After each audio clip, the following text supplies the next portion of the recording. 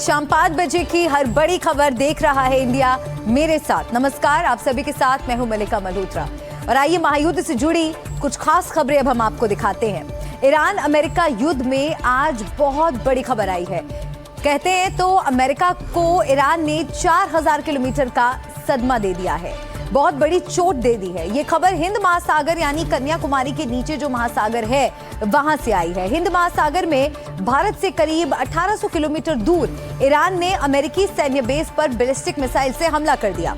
उस बेस का नाम है डिएगो गार्सिया। डिएगो गार्सिया पर हमला करके ईरान ने सिर्फ अमेरिका ही नहीं बल्कि सारी दुनिया को अपनी ताकत का बहुत बड़ा सरप्राइज दे दिया है। ईरान ने ऐसा कुछ कर दिया जिससे ट्रंप हैरान है तो अमेरिका के सहयोगी परेशान हैं। उन्हें ईरान से ऐसे पलटवार की उम्मीद नहीं थी। कहें तो ईरान ने चल दी है सबसे बड़ी चाल।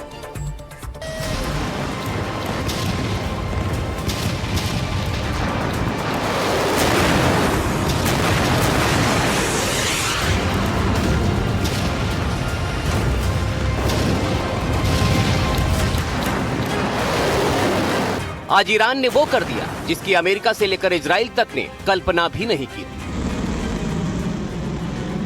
ईरान ने वो कर डाला जिसके बारे में दुनिया ने भी नहीं सोचा था। हम आपको जो एनिमेटेड वीडियो दिखा रहे हैं उसमें हिंद महासागर में मौजूद अमेरिका और ब्रिटेन का संयुक्त सैन्य ठिकाना है जिसका नाम है डिएगो गार्सिया। ईरान ने डिएगो गार्सिया पर अपनी दो बैलिस्टिक मिसाइल से हमला कर डाला। अमेरिकी मीडिया वॉल स्ट्रीट जर्नल के मुताबिक इनमें से एक मिसाइल उड़ान के दौरान ही फेल हो गई, जबकि दूसरी मिसाइल को अमेरिकी युद्धपोत ने हवा में ही मार गिराया।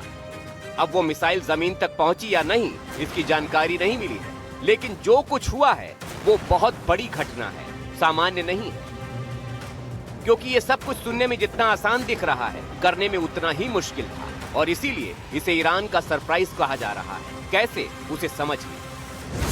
ईरान ने अपनी मिसाइलों और हमले की रेंज का जो अब तक दावा किया है उसके मुताबिक उसके पास 2500 से 3000 किलोमीटर से ज्यादा रेंज की कोई मिसाइल, कोई हथियार नहीं है। लेकिन डिएगो गार्सिया से ईरान की दूरी लगभग 3900 किलोमीटर है, यानी ईरान की हर हवाई हमले की क्षमता से करीब 1400 से 1500 किलोमीटर ज्यादा। ऐसे में सवाल उठ रहे हैं कि अगर ईरान के पास 4000 किलोमीटर की दूरी तक मार करने वाली मिसाइल है ही नहीं तो आखिर ईरान की मिसाइल डिएगो गार्सिया तक कैसे पहुंच गई। ईरान के इस नए हमले ने हिंद महासागर में बने ईरान से करीब 3900 किलोमीटर दूर डिएगो गार्सिया सैन्य बेस में खलबली मचा दी है। आपको समझाने के लिए हमने ये नक्शा बनाया है ताकि आप समझ सकें कि ईरान ने कितनी लंबी दूरी तक मिसाइल दाग दी है। सबसे खास बात ये कि डिएगो गार्सिया में आज तक पहले कभी हमला नहीं हुआ। यहाँ अमेरिका और ब्रिटेन का साथ में एक सैन्य ठिकाना है। ये सैन्य बेस बहुत ही ज्यादा महत्वपूर्ण माना जाता है, जहाँ जाने की पूरी तरीके से मनाही है। यहाँ परमिट लेके जाना पड़ता है और समुद्र के रास्ते भी पहुँचना लगभग असंभव है। सैन्य अभियानों में इस बेस को गेम चेंजर की तरह देखा जाता है, जो एयर और नेवी दोनों के लिए इस्तेमाल होता है। मिडिल ईस्ट और एशिया पर नजर रखने में मददगार है और बड़े युद्धों में लॉन्चिंग बेस के रूप में इस्तेमाल किया जाता रहा है। यहाँ से भारी बम वर्षक B-52 B-2 उड़ सकते हैं। लंबी दूरी के मिशन बिना रुके किए जा सकते हैं। बड़े जहाज और पनडुब्बियां यहाँ आसानी से रुक सकती हैं। इस सैन्य बेस की असली ताकत क्या है ये किसी को नहीं मालूम, लेकिन इस पर हमला करके ईरान ने अमेरिका को चौंका दिया है। अब इसके मायने क्या हैं वो समझिए। इससे एक बात तो साफ है कि ईरान के पास 4000 किलोमीटर दूरी तय करने वाली मिसाइलें मौजूद हैं, यानी कि उसके पास लंबी दूरी तय करने वाली मिसाइलों की क्षमता है। लेकिन अब सवाल ये है कि क्या ईरान के पास इससे भी ज़्यादा दूरी तय करने वाली मिसाइलें मौजूद हैं, और यदि हैं तो क्या ईरान ने उसे ऐसे मौक़ों के लिए छुपा रखा है जिससे वो दुनिया को एक बार फिर से चौंका सके। अगर सिर्फ 4000 किलोमीटर की रेंज की बात की जाए तो इस दायरे में यूरोप से लेकर अफ्रीका और एशिया के 80 से ज्यादा देश सीधे तौर पर आ जाते हैं, जिनमें ब्रिटेन से लेकर जर्मनी, फ्रांस, फिनलैंड तक सारे देश शामिल हैं। ईरान के पास जहां तक जानकारी है कि तकरीबन 2000 किलोमीटर की मिसाइल थी, इतनी लंबी दूरी की मिसाइल नहीं है, पर अगर इसने अपने तरकश से कोई ऐसा तीर निकाला है तो ये वाकई में एक बहुत बड़ा सरप्राइज होगा, क्योंकि इनकी रीच इतनी ज़्यादा बढ़ने से ज़रूरी है कि अमेरिका की चिंताएँ बढ़ जाएंगी, इसराइल की चिंताएं बढ़ जाएंगी और ये मेरे हिसाब से दो मिसाइल से कोई बहुत ज़्यादा नुकसान नहीं होता, लेकिन ये एक मैसेज है अमेरिका के लिए, दुनिया के लिए कि हम अभी भी हैं और हमारे पास इतनी आधुनिक मिसाइलें हैं। अगर बात करें अमेरिकी सैन्य बेस की, तो एक जानकारी के मुताबिक इस इलाके में छोटे बड़े अमेरिका के करीब 60 सैन्य ठिकाने हैं। इन ठिकानों में डिएगो गार्सिया से लेकर कतर का अल उदैद एयरबेस, यूएई का जबल अली एयरबेस, बहरीन का सैन्य बेस, कुवैत का एयरबेस, यूरोप और तुर्की में नेटो का बेस, तुर्की में इंसरलिक एयरबेस, इटली में एवियानो और जर्मनी का रामनस्टीन एयरबेस और अफ्रीका और भूमध्य सागर में जिबूती का कैंप लेमोनी एयरबेस शामिल है। यानी ईरान ने जो वार किया है उसका असर समूची दुनिया तक पहुंच गया है, खासकर उन सैन्य बेस और अमेरिका के साथियों तक जो ईरान पर हमले को सही बताते रहे हैं और अमेरिका की मदद कर रहे हैं। Bureau report, NDTV India. अब सवाल ये उठता है कि आखिर ईरान के पास वो कौन सी ताकत है जिसने 4000 किलोमीटर दूरी पर डिएगो गार्सिया में हमला किया। तो उसको लेकर अभी तक कयास लगाए जा रहे हैं, लेकिन माना जा रहा है कि हो सकता है कि ईरान ने खुर्रमशहर 4 या फिर शाहेद 136 मिसाइल का प्रयोग किया हो, क्योंकि इन्हीं दोनों मिसाइल को महामारक और ईरान की घातक ताकत का नमूना माना जाता है।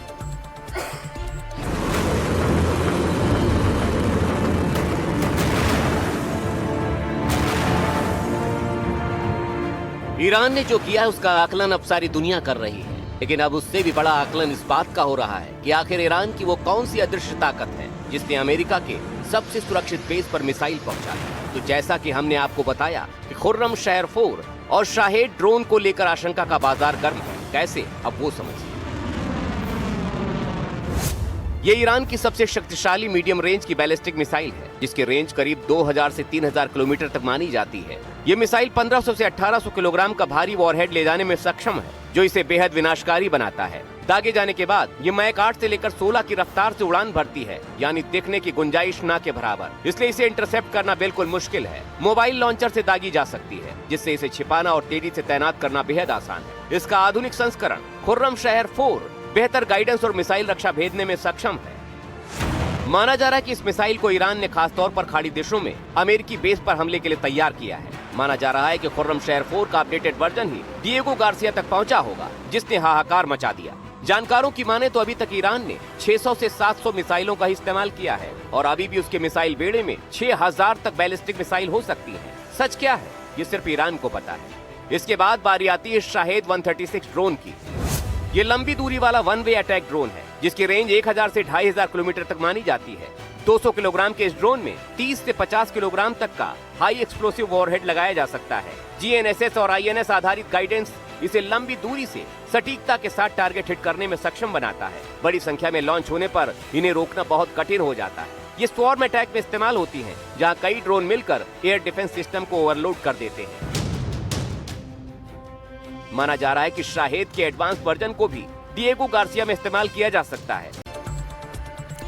यूएस, इजराइल और ईरान के बीच अब जो लड़ाई है वो काफी तेज होती जा रही है और अब इस युद्ध के 22 दिन पूरे हो चुके हैं।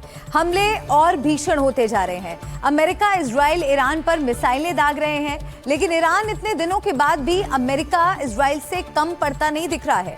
वो ऐसे हमले कर रहा है जो अमेरिका को सोचने पर मजबूर कर रहे हैं, अपनी छुपी हुई ताकत को सामने लाने की कोशिश कर रहे हैं। ईरान ने हमलों के साथ साथ अब धमकियां भी तेज कर दी हैं। इस बार ईरान ने अमेरिका और इजराइल को ऐसी धमकी दी है जो सैन्य ठिकानों पर हमले से भी परे है। ईरान ने साफ कहा है कि दुश्मनों के कमांडर, अधिकारी चाहे काम पर हो या छुट्टी पर, हम उन्हें चुन चुन कर मार डालेंगे।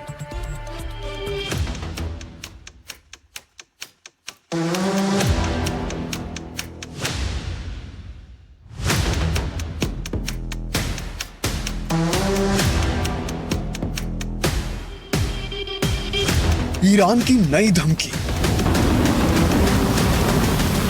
टूरिस्ट स्पॉट पर हो या काम पर, दुश्मन जहां दिखेंगे खत्म कर देंगे। इजराइल को खुली चेतावनी। हमलों से तिल मिलाया ईरान। ईरान ने इजराइल और अमेरिका को अब एक नई धमकी दी है और इस धमकी में उसने साफ कहा है कि अब जवाबी हमलों का दायरा केवल सैन्य ठिकानों तक सीमित नहीं रहेगा। अमेरिकी और इजरायली कमांडर चाहे जहां भी हों, चाहे वो काम पर हो या अपने परिवार के साथ किसी रिसोर्ट में छुट्टियां मना रहे हो, उन्हें चुन चुन कर खत्म कर दिया जाएगा। ईरान के शीर्ष सैन्य प्रवक्ता अबुल फजल शेखरची ने खुलेआम इस तरह की धमकी दी है। अमेरिका और इजराइल को धमकी देते हुए कहा कि तुम्हारे सैनिकों पर हमारी नजर है, तुम्हारे अधिकारियों और कमांडरों को भी हम वॉच कर रहे हैं, उनसे जुड़ी हमें जो भी खुफिया जानकारी मिलेगी उसके आधार पर हम एक्शन लेंगे, वो चाहे टूरिस्ट प्लेस पर हो या पार्क में, हम उन्हें चुन चुन कर मारेंगे, वो किसी भी जगह सुरक्षित नहीं है।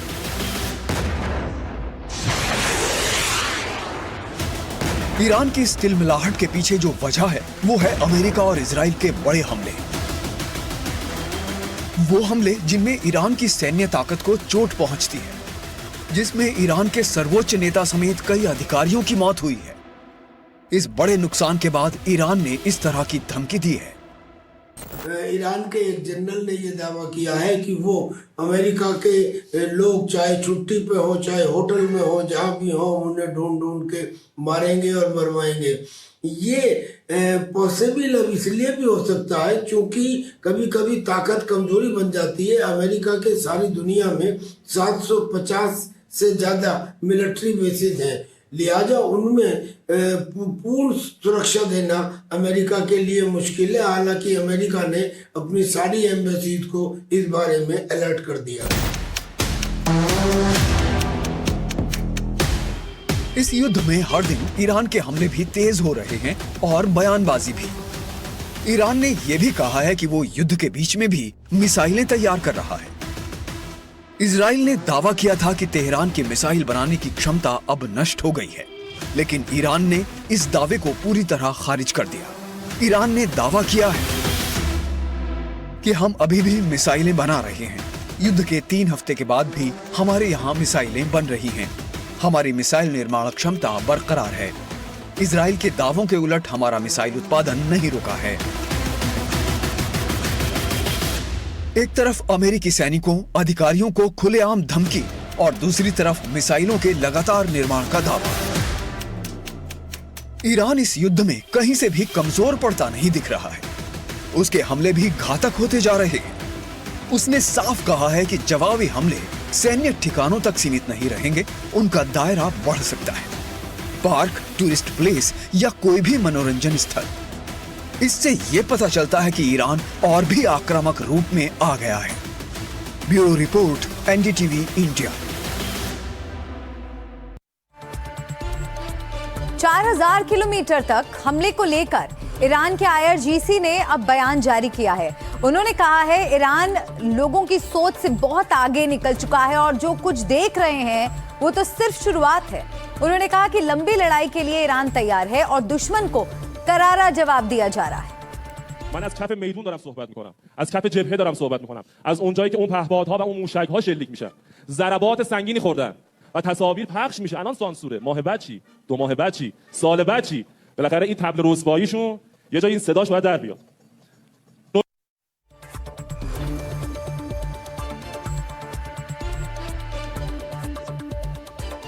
इजराइल और ईरान के बीच चल रहा ये युद्ध 22वें दिन में पहुंच गया है। हमले और भीषण होते जा रहे हैं। अमेरिका, इजराइल ईरान पर मिसाइलें दाग रहे हैं, लेकिन ईरान इतने दिनों के बाद भी अमेरिका इजराइल से कम पड़ता नहीं दिख रहा है। वो ऐसे हमले कर रहा है जो अमेरिका को सोचने पर मजबूर कर रहे हैं। अपनी छुपी हुई ताकत का इस्तेमाल करके लगातार चौंका रहा है। लंबी दूरी तक हमला करने वाली मिसाइलों का इस्तेमाल कर रहा है।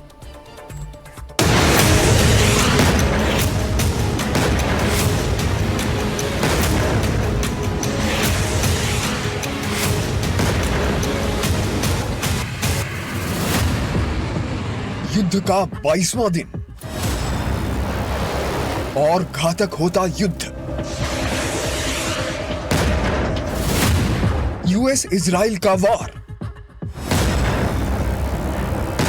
ईरान के तेज होते हमले, खाड़ी देशों में भारी नुकसान,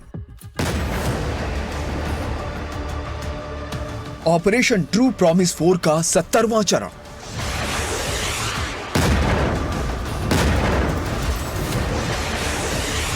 पश्चिम एशिया में जारी जंग अब और खतरनाक मोड़ पर पहुंच गई है। 22वें दिन भी ना तो अमेरिका पीछे हटने को तैयार है और ना ही ईरान। जिस तरह से हमलों में और तेजी आ रही है, ऐसा लग रहा है कि ये युद्ध अभी थमने वाला नहीं है। रोज नए घातक हमले हो रहे हैं। ये तस्वीरें हैं इजराइल के यरूशलेम की, जहां ईरान ने भारी मिसाइल हमले किए। हमले के बाद इस इलाके में जोरदार धमाका हुआ। इस धमाके में बाइबल टेंपल को नुकसान पहुंचा।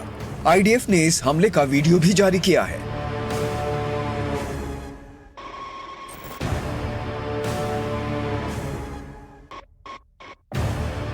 लेबनान के बेरूत पर इजराइल के हमले लगातार जारी हैं। इजराइल हवाई हमले करके हिजबुल्लाह के बुनियादी ढांचे और ड्रोन भंडारण केंद्रों को निशाना बना रहा है। लेबनान में हो रहे हमलों में अब तक 1000 से ज्यादा लोगों की मौत हो चुकी है।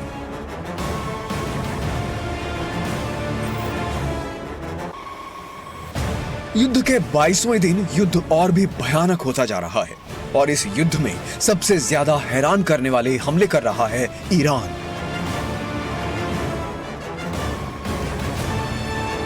अपने ऑपरेशन ट्रू प्रॉमिस 4 का 70वां चरण शुरू करते हुए डिएगो गार्सिया जैसे बेस को निशाना बनाने के बाद यह लग रहा है कि ईरान अब और भी ताकतवर बनकर उभर रहा है।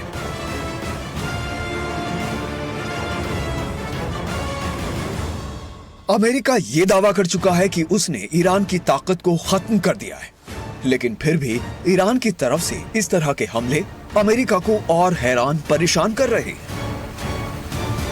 Bureau report, NDTV India.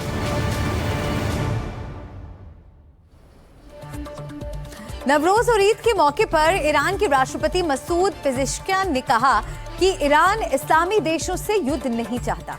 उन्होंने मिडिल ईस्ट की इस्लामी असेंबली के गठन का आग्रह किया और कहा कि इस्लामी देशों को अपने शत्रुओं द्वारा बिछाए गए जाल में नहीं फंसना चाहिए।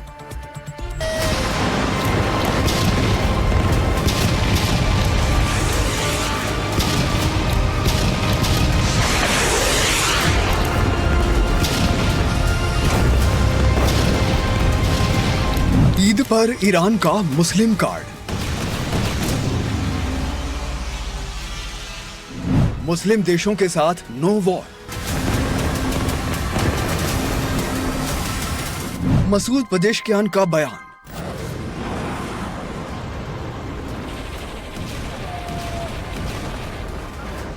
मुस्लिम देश हमारे भाई।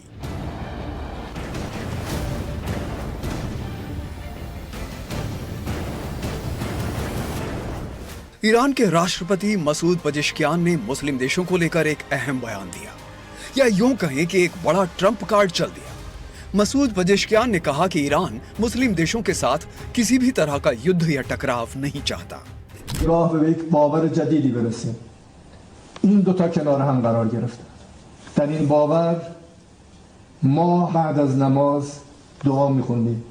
خدایا هر فقیری رو غنی کن. हर गुरस्ने रो सीर कौन। उन्होंने ये बात ईद उल फितर के नवरोज के अवसर पर दिए गए अपने संदेश में कही। उन्होंने कहा कि हम मुस्लिम देशों के साथ किसी भी तरह का मतभेद नहीं चाहते। हम ना तो संघर्ष चाहते हैं और ना ही युद्ध। वो हमारे भाई हैं। पेजेश्कियान ने इन तनावों के लिए संयुक्त राज्य और इजराइल को जिम्मेदार ठहराया। इसके साथ ही उन्होंने मध्य पूर्व में मुस्लिम देशों का एक साझा सुरक्षा ढांचा बनाने का प्रस्ताव भी रखा, जिससे क्षेत्र में शांति, सुरक्षा और स्थिरता सुनिश्चित की जा सके। और वزرای ما رو شهید کردن بی هیچ دلیل و منطقی. کسانی که دم از حقوق بشر میزنن، دم از انسانیت میزنن، کودکان بیگناه رو در مدرسه 168 نفر طفل بیگناه رو شهید کردن. کل پشتی هاشون اینجاست. ईरान के सबसे करीबी और पक्के दोस्त देशों के बारे में आपको बताते हैं। सीरिया, ये ईरान का सबसे पुराना और सबसे भरोसेमंद रणनीतिक सहयोगी है।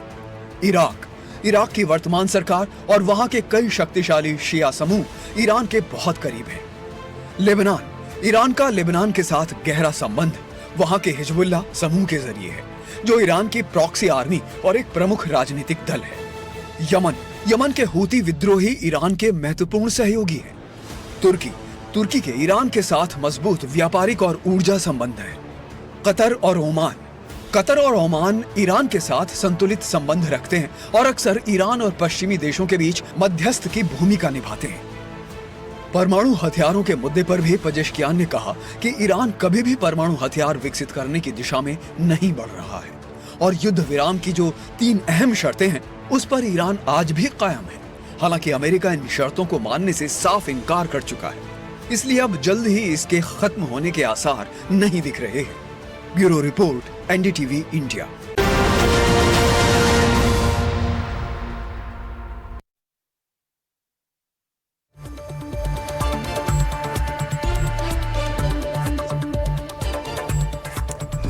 देख रहा इंडिया में एक बार फिर से आपका स्वागत है। और अब बात गोरक्षक बाबा को किसने मारा। आज सुबह सुबह मथुरा सुलगते सुलगते रह गया। ईद के त्योहार के बीच बड़ा बवाल होने से बच गया। मथुरा की कोसीकला में फरसा बाबा के नाम से मशहूर गोरक्षक चंद्रशेखर बाबा उर्फ फरसा बाबा की ट्रक से कुचलकर मौत हो गई। इसके बाद कोसीकला इलाके में उनके समर्थक और गोरक्षकों ने हंगामा शुरू कर दिया। उन्होंने सड़क जाम कर दी। फरसा बाबा के समर्थकों का आरोप था कि गो तस्करों ने बाबा को मार दिया। हालांकि पुलिस का कहना है कि बाबा एक ट्रक हादसे का शिकार हो गए और उनकी मौत का गो तस्करों से कोई लेना देना नहीं है। अचानक बांके बिहारी की भक्ति धरा सुलगने लगी, बवाल होने लगा। सड़क जाम कर दी गई, गाड़ियों में तोड़फोड़ शुरू हो गई। हालत ये हो गई कि पुलिस की गाड़ियों पर भी पथराव करके उन्हें तोड़ दिया गया। पुलिस से झड़प होने लगी। ऐसे हालात को संभालने के लिए पुलिस को लाठीचार्ज करना पड़ा। सुबह सुबह मथुरा के कोसीकला इलाके में ऐसे ही बवाल का आलम था, क्योंकि गोरक्षक चंद्रशेखर और फरसा बाबा की ट्रक से कुचलकर मौत हो गई थी। फरसा बाबा का इलाके में बहुत नाम है। गायों की सेवा को लेकर बहुत सजग रहने वाले माने जाते थे। गौ सेवा के चलते ही उनकी बड़ी संख्या में अनुयायी थे।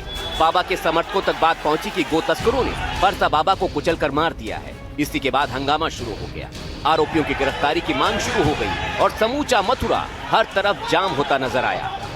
पुलिस यहाँ पर मौके पर है और पुलिस इस जो हाईवे है उसे खुलवाने की कोशिश कर रही है। मौके पर पहुंचकर जो भी स्थिति है उसे काबू करने की कोशिश कर रही है। लेकिन अभी भी जो बताया जा रहा है कि यहाँ पर जो गौरक्षक हैं वो हटने को तैयार नहीं है, उन्हें हटाया जा रहा है। लेकिन घटना बहुत बड़ी हो गई है, क्योंकि यहाँ पर उन्होंने पथराव किया। पथराव के बाद पुलिस ने आंसू गैस के गोले छोड़े और जो घटना है वो जो लोग हैं, जो गौ सेवक हैं, वो मांग कर रहे हैं कि जल्द से जल्द गिरफ्तार किया जाए। फरसा बाबा की मथुरा में दूर दूर तक बड़ी इज्जत और सम्मान है और इसीलिए बिना समय गवाए पुलिस एक्टिव हुई। पुलिस ने जो कुछ बताया उसके मुताबिक फरसा बाबा एक हादसे का शिकार हो गए।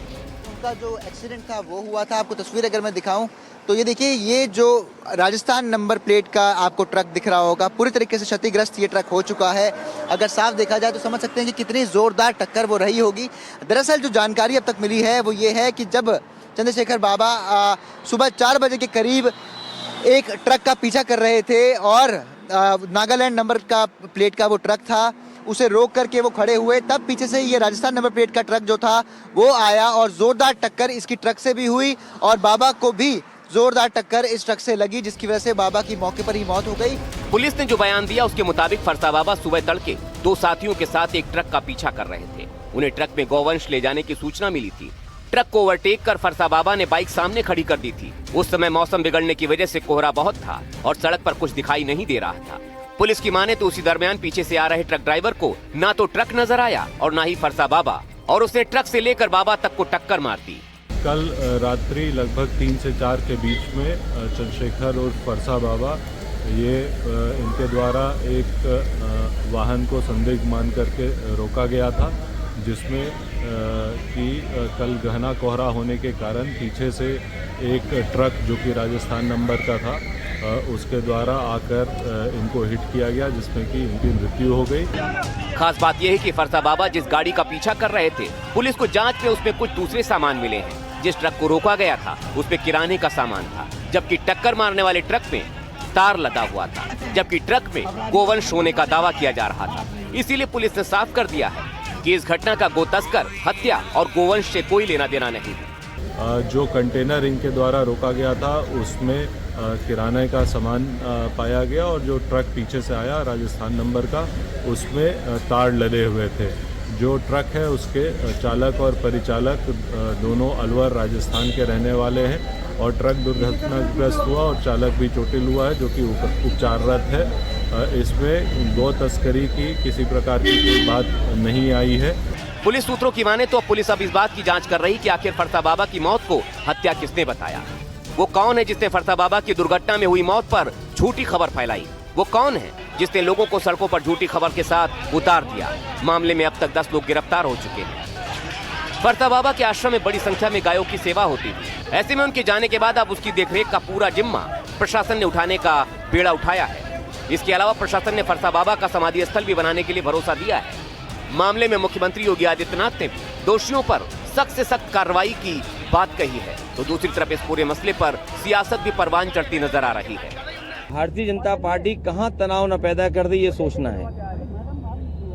अगर मथुरा में, वृंदावन में धार्मिक स्थान पर साधु के साथ अगर ये व्यवहार हुआ हो, और वहीं काशी में जहां प्रधानमंत्री कई बार चुने गए हैं, खुलेआम एक छात्र ने एक छात्र को मार दिया, खुलेआम गोलियां चल रही हैं। इससे पहले गोरखपुर में गोरख धंधा होते हुए देखा होगा आपने, वहां भी खुलेआम गोली मार दी। गौरक्षा के मसले पर अलग जगाने वाले शंकराचार्य और मुक्तेश्वरानंद सरस्वती ने भी इस पूरे मसले को लेकर सरकार पर सवाल उठाए। कहा जाता है कि यही गौरक्षक सरकार है, लेकिन गौरक्षकों के ऊपर ही सबसे ज्यादा हमले हो रहे हैं।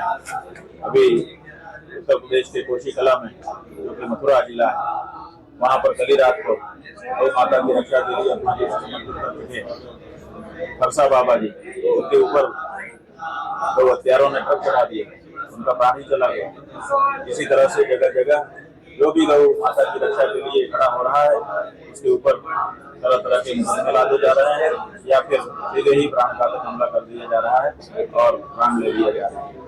ये सब परिस्थिति ठीक नहीं है। गौ माता की रक्षा के लिए अब लोग रक्षकों को दृढ़ता के साथ आगे बढ़ना है। ठीक ईद के मौके पर गौ तस्करी और गौरक्षकों वाले इस मसले ने मथुरा में बड़ा हंगामा खड़ा कर दिया था। वो तो गनीमत रही कि पुलिस प्रशासन ने समय रहते माहौल को संभाल लिया, वरना हालात बिगड़ सकते थे। Bureau report, NDTV India. और इस खबर पर ज्यादा जानकारी के साथ मेरे सहयोगी शुभांग सिंह ठाकुर जुड़ गए हैं मथुरा से। सीधा मैं शुभांग का रुख करना चाहूंगी। शुभांग, फरसा वाले बाबा ब्रज क्षेत्र में ना सिर्फ एक लोकप्रिय व्यक्ति थे, बल्कि बहुत सम्मानित व्यक्ति भी थे, और उनकी मौत का जो एक कह सकते हैं एक सदमा है, वो उनके समर्थकों को जरूर लगा है। और जाहिर तौर पर ये सवाल भी उठ रहे हैं कि आखिर उनकी मौत हुई कैसे, जांच में अब तक क्या कुछ सामने आया है, और गौ तस्करी का जो जिक्र शुरुआत में हुआ था, उससे लेकर क्या तस्वीर साफ हो पाई है?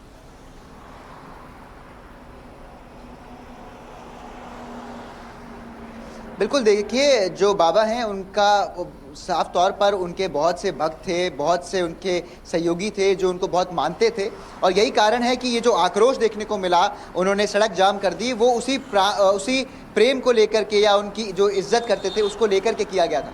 देखिए, अभी तक इस पूरी कहानी में दो पहलू ज़रूर हैं। एक तरफ पुलिस की जांच है। पुलिस की जांच में ये साफ हो चुका है कि अभी तक किसी भी तरीके का हत्या का जो मामला है वो देखने को नहीं मिला है।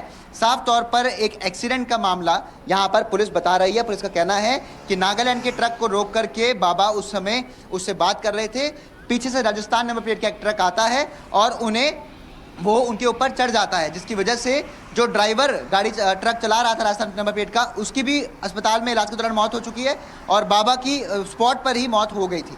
लेकिन अब दूसरी तरफ जो बाबा के तमाम जो सहयोगी थे, साथ ही साथ ऐसे और तमाम लोग थे, उनका लगातार ये आरोप है कि बाबा की हत्या की गई है।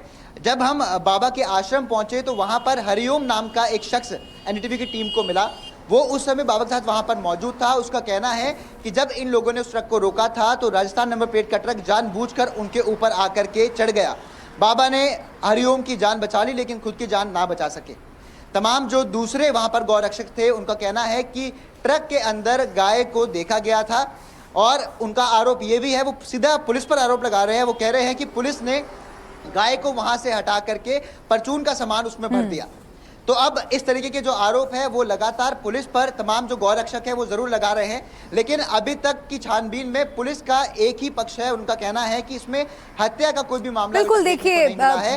पूरा का बात पूरा यहाँ मामला है। उत्तर प्रदेश की है, एक ऐसा राज्य जिसके मुख्यमंत्री खुद एक संत है। वहां पर एक गौरक्षक की अगर हत्या हो जाती है तो सवाल तो उठने लाजमी है, जैसा कि हमने आपको दिखाया कि कैसे स्वामी अभिमुक्तेश्वरानंद भी इस पूरे मामले को लेकर सवाल उठा रहे हैं। तो अखिलेश यादव ने भी कई सवाल पूछे हैं। ऐसे में आखिर ये हुआ क्या, इस मौत के पीछे का सच क्या है, ये जांच का विषय बना हुआ है। शुक्रिया शुभांग आपका फिलहाल पूरे अपडेट के लिए। और इस बीच एक बड़ी खबर आपको बता दें, प्रधानमंत्री मोदी ने आज ईरान के राष्ट्रपति से बात की है। पीएम ने एक्स पर ट्वीट करके इसकी जानकारी देते हुए कहा कि मैंने राष्ट्रपति डॉक्टर मसूद पेजेश्कियन से बात की और उन्हें ईद और नवरोज की शुभकामनाएं दी। हमने आशा व्यक्त की कि ये त्योहारी मौसम पश्चिम एशिया में शांति, स्थिरता और समृद्धि लाए। क्षेत्र में अहम बुनियादी ढांचे पर हुए हमलों की निंदा की जो क्षेत्रीय स्थिरता को खतरे में डालते हैं और ग्लोबल सप्लाई चेन को बाधित करते हैं। जहाजों की आवाजाही की स्वतंत्रता और ये सुनिश्चित करने के महत्व पर जोर दिया गया कि जहाज रानी मार्ग खुले और सुरक्षित रहे। ईरान में भारतीय नागरिकों की सुरक्षा के लिए ईरान के निरंतर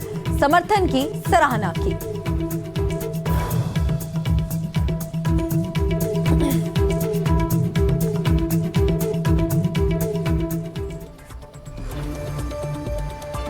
एक और बड़ा अपडेट आपको दे दे, रक्षा मंत्री राजनाथ सिंह ने ईरान युद्ध से पैदा हुए हालात से निपटने को लेकर प्रधानमंत्री मोदी की आज जमकर तारीफ की। उत्तराखंड सरकार के 4 साल पूरे होने के मौके पर राजनाथ सिंह ने हल्द्वानी में एक रैली को संबोधित करते हुए कहा कि जब दुनिया में युद्ध चल रहा हो तो कोई भी देश उसके असर से बच नहीं सकता, लेकिन आज तक हमारे प्रधानमंत्री जी ने अपनी योग्यता और सूझबूझ से भारत को संकट में फंसने नहीं दिया। इस संकट को दूर करने के लिए पीएम मोदी जो भी प्रयास कर रहे हैं सबको उसका समर्थन करना चाहिए।